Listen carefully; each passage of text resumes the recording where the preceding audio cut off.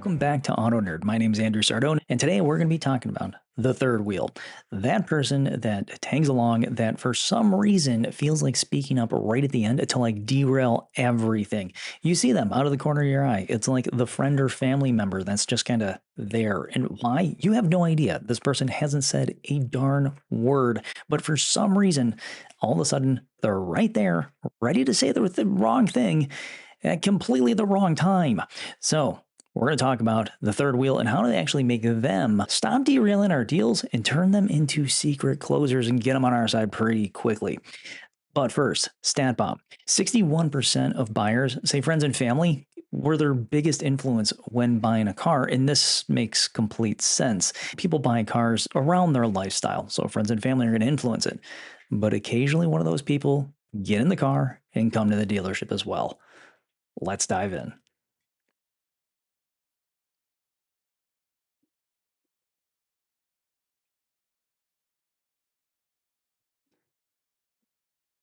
So on a very cold day in Wisconsin when I was selling, they all of a sudden this car rolls up, which wasn't necessarily a common thing when it's really cold outside. And if you don't know what I'm talking about, Wisconsin in the winter in some areas can be like -60 wind chill.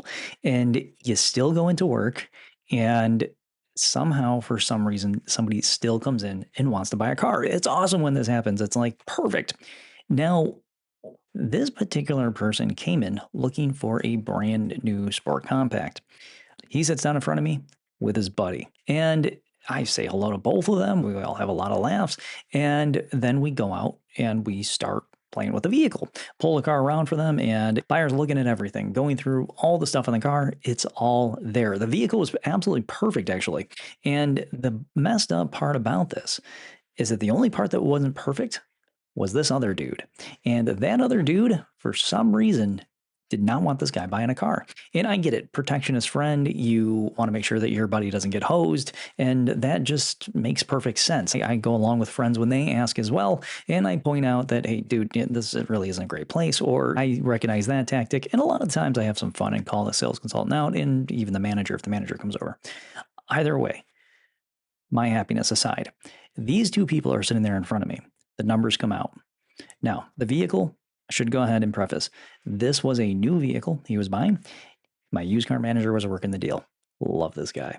And as he's writing me the numbers, he goes, hey, who's the other guy that's with him? I'm like, I'm not entirely sure who he is personally, but why? He goes, I recognize him. Has he come in here? No, he's never come in here, but I do recognize him. Maybe my wife works with him. So I bring the numbers out, set them down, and it was a lease payment, and it was actually very good, the deal that he was getting. And all of a sudden, here comes a third wheel. Third wheel doesn't say a word. He pulls a pad of paper out of his pocket, the pen, and he starts writing. And as he starts writing, I'm noticing that he's actually calculating a lease payment. Now, I cannot figure out to this day how this guy knew all the residuals and all the other figures that go along with factoring a lease. Somehow, his number was exactly the same as to the one the used car manager made. I want to put it up to luck, but it was way too coincidental. Thing is that individual then went ahead and started adjusting the numbers on the back end and saying, well, if this was this and this was this and this was this. And all of a sudden, I looked at him and was like, dude, this is amazing. How did you do this? Talk to me. And as he's talking to me, trust is building very quickly because I'm letting him brag. And as he's bragging and as he's talking, I hear my used car manager looking over at me and whispering across the showroom floor like, Andy. And he's waving his hands. And I'm like, what the heck, man? I'm like, I'll be there when I get there. And so I'm talking to the customers just going on and on and on about this magic that he just did on this piece of paper. And I still, again, can't figure out what the heck he did. So I get up and I go on over and I talk to my used car manager and I'm like, dude, they're going to take the deal. Don't worry about it. I'm like, what's going on? He's like, yes, it's an accountant that works with my wife in the car section. And I was like, so he probably had most of the figures. And so as I walk back out and I sit down with him, I'm just talking to him. I was like, yeah, my used car manager knows it. Rapport instantly built. Trust flying through the roof. And I look at him and I said, hey, so what do you think? Our numbers are the same. Should your buddy get it? Should he not? Are you going to stand in the way of your buddy's happiness? And that little emotional heartstring there, that little plucking of, do you want to really stand in your buddy's way? You know he's getting a good deal deep down. I know he's getting a deal because I just watched the numbers. You get penciled. All of a sudden, that guy turned into the closer right then and there. looked at his friend and said, dude, you should buy it. It's a great deal. It's awesome. On the back end, we did make a little bit of coin, and that person went ahead, turned into the closer. So that's what we're going to talk about today. And we're going to start off with a whole ton of data, because data is what's going to drive this thing, because this is actually kind of a hard topic. When I was researching this, it was very much one of those, nobody really knows too much about this. So I really had to go way, way down the rabbit hole. First stat here, 52% of shoppers rely on personal recommendations. And why wouldn't you? You talk to your friends, family, you want to see what they're into, what they're driving, and what they like. And this is exactly why people look up reviews on things like Facebook and Google.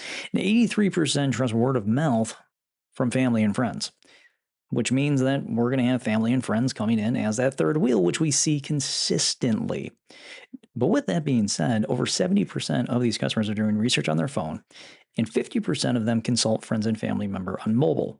Which means that if they're not there, that third wheel could actually be on the phone, which gets substantially trickier. We're not going to talk about that one today. We're going to get the immediate one that is easily controllable directly in front of you. But the thing is that third wheel is not a distraction. Actually, they're part of the game. They're one of those individuals that if we can make them love us, because they are the defense, then all of a sudden that customer is going to have far more faith in our capability, and they're going to trust what we're telling them is the truth. But these stats really do shine some light on some things. As I said, 52% of shoppers rely on other people's input in one way or another. So that being the case, need to respect what that individual is saying. But with the word of mouth part is that if the closer that person gets, the higher the trust gets. So friend, family member, best friend, spouse, whatever it might be, that person's status in that individual's life starts to raise that up, which means that it's wise enough to inquire a little bit about the individual's relationship. And obviously, don't get too terribly personal here. But if they're also researching on their phone, that means that they might still be doing research while they're sitting in front of you, which means that we should probably ask them if we can assist them in their research any further. Not ripping the phone away from them, but giving them a bit of a notice that we are here to help. We are here to be your partner. We are here to be your friend in this thing. So why does the third wheel matter so much? There's a lot of reasons. Let's take normative influence. That's the term for wanting to simply just fit in. Think about Solomon H's famous conformity experiment. People literally gave the wrong answer to an obvious question just so they didn't need to stand out. When somebody has their friend or spouse there in the showroom, the same force is at work. Buyers don't want to look foolish in front of people that they care about, so keep that in mind. And then you have informational influence. This kicks in when the decision feels complicated or uncertain. And car shoppers know that this whole process is full of specs and features and financing and interest rates. So what do people do? This particular individual likes to lean on the person next to them, even if that person isn't really an expert. Here's an example I used to see a lot. The car guy of the family coming on in and taking a seat. And once they realized I was a car guy, the lot of the we're going to attack the sales car consultant just would go away. This is when we got to become that third wheel's buddy. And with that buddy may come social impact theory. This says the strength of the relationship multiplies exponentially depending upon how many trusted individuals are in the room. A translation of this essentially means that if the person has a strong spouse that they very much trust, a friend that is like their lifetime ride or die, this can strongly outweigh even 500 five-star online reviews from multiple sources. They care if this person says that you're terrible or the dealership's bad or the deal's bad. So again, we got to buddy up with this person. The data backs all of this up, and more than half of buyers say personal recommendations from friends or family shaped their purchasing decision. And over 80% of these consumers trusted word of mouth over advertising. That's not just noise. That's the gravity of which we play under day in and day out when somebody comes in with their third wheel friend. Whether it's that person that it just has so much influence over that individual's life, whether they're just simply wanting to fit in, or whether it's somebody that trust the individual next to them so much that simply saying two words can tank your deal. These are the people we got to build trust with. To help us build trust with these individuals more quickly, I developed a tool. Yes, every week with these from here on out, I'm going to develop a tool to help us up our game. Now, the download on this one, it gives us some pretty cool stuff. Just click the link, go to the webpage, links in the show notes. I make it really easy for us to get the tools to help us improve because as we improve the customer experience, the customers pay us more money. We sell at higher volume. This is just what naturally happens. Time for us to up our game. Click that link, download it, but let me tell you what's going on with this. This cue card that we use is again called the third wheel cue card. This is a way of us monitoring how we behave to bring that customer on into the fold. Because let's be honest, none of us are perfect. We can always tweak ourselves a little bit to become better or tweak ourselves a lot. So with the cue card, there are 3 strong scripts, 1 very poor script, and you'll see pretty quickly the direction that it's going. Now, I use the scripts as guidelines. If you want to use them verbatim, go for it. But I use them as guidelines. I'm not a huge fan of saying scripts because I don't like sounding like a robot. So practice them, write down your own. We also have some quick tips, a checklist for you. And then also we have a reflection cue card that gives you the chance to sit down and go, hey, how is this person, the influencer, which is what we call a third wheel, changing the outcome in one way or another? And how did you handle it? Now, if you're coming in on that beta, the beta test right now is going on. The link is in the chat. The beta test is making all of these tools. This is just a tool for this week. This thing's gigantic. So with all of these tools, if you are on the beta test, I'm sending out the manager level 1 so you can see how that is and hopefully provide me with a little feedback so I can make these things just awesome for you going forward. But we have 2 other levels, the pro and the elite manager. The pro level, which is for those of you that want to dig even deeper, again, get that beta test. Links in the chat. This one will give you all the rubrics. This one will give you the examples of the skeptical parent, how to handle them, the expert buddy that comes on in that just knows everything all the time, and the quiet spouse. Now, the rubric in this gives us the ability to monitor our interactions when it comes to things like personalization, inclusion, and respect, allowing us to build trust faster and even close these things smoother. So if the free tool on the webpage is not enough for you, just scroll on the webpage a little bit more, click on the beta test. And if you want to go all in, there's the Elite Manager Packet. The Elite Manager Packet right now is on the 8-week beta. So if you're looking at the free tool, going, okay, this is cool. I see where Andy's going here, but you want to be able to teach it well to your staff. Or if you want to be that sales consultant that's like, hey, dude, I know it all. I'm going to teach this thing on every Saturday morning meeting. There are a couple things that I'll do.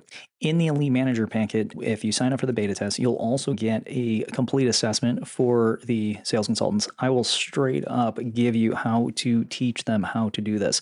It's a turnkey solution. This gives you word for word. Say this. As managers, some of us just aren't teachers. It's not what we do. We got into selling cars for a reason. We loved it. Teaching, not so much. So with this, I give you everything you need to do to train your staff.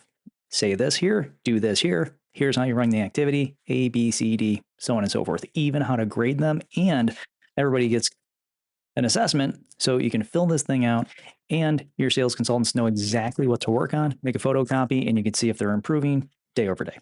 I'm pretty happy with this one. Throw on in there a manager meeting guide for Saturday. You can run it as a micro activity. This gives them something to work on Saturday. So they have all next week to improve on this one thing.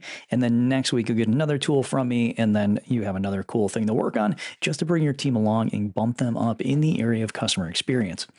Now, back to the stats. This is pretty cool. Car gurus took a look at the third wheel. When it comes to things like reliability, budget, these things top the list. But one of the things that even drove them nuts was, what about everybody else? Well, opinions from family members still swayed people 5 to 10% in one direction or the other. So if they liked it, obviously 5-10 that way. And if they didn't, 5-10 that way.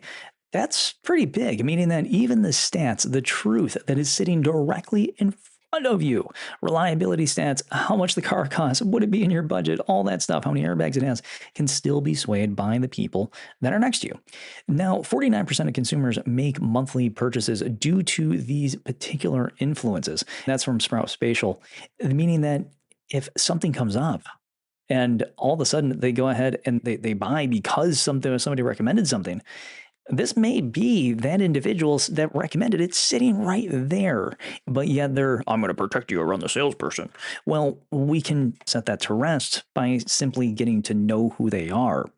The third wheel isn't just in showrooms anymore. They're also in the customer's pocket. They're the person that the person is texting. They're the person that they're screenshotting the contract to. They're the person that they're verifying all the details with. In this particular situation, you really need that customer to trust you. You don't need them to just trust you. You need them to flat out love you, where the person on the other line that they're texting really doesn't matter quite that much anymore because they know that you are their safety net. You have their best interests in mind. This is actually a little piece that I pulled out of my little workbook from way back in the day. I had to write it on down because when I said it, it clicked. And there were a lot of these it clicks on my road to starting AutoKnerd and a podcast that's meant on empathy driven sales. But this was one that slid out and I smiled a little. And these two individuals are sitting down. I recognize the third wheel immediately. They came off just all grumpy. Why am I here? The tough guy approach. And so these two individuals are there. First question out of my mouth. What's most important to the both of you? And acting like the therapist, the counselor, but opening the whole table up to everybody.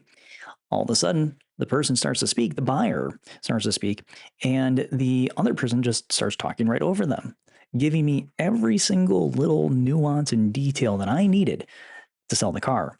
Now, when this happens and you have somebody that's aggravated, just start writing things down. They tell you exactly what you need to do. They may be screaming at you, never scream back. It's pointless. You got them where you need them. Just write down exactly what they need. I'm not saying tick customers off. That's a bad idea. That it doesn't bode well on your surveys. But what is most important to the both of you? This person starts telling me exactly what's up. Wrote all that stuff down. And I said, all right, cool. So you don't want me to do this stuff. And this is a kind of where we need to be when it comes to this and other individuals' payment. Yeah. Do you agree? Yeah. Okay, cool. I think I can work with this. And from that point on, started the needs assessment, but include both of them. So if one does seem a little standoffish, hey, why are you here? What are you doing? Bring them into the fold because once they know that you're not dangerous, all of a sudden, a lot of those negative pieces, that armor that they're holding around their friend starts to fall away. Now, the next question here, it sounds like you've done your research together. Walk me through your top priorities, both of you.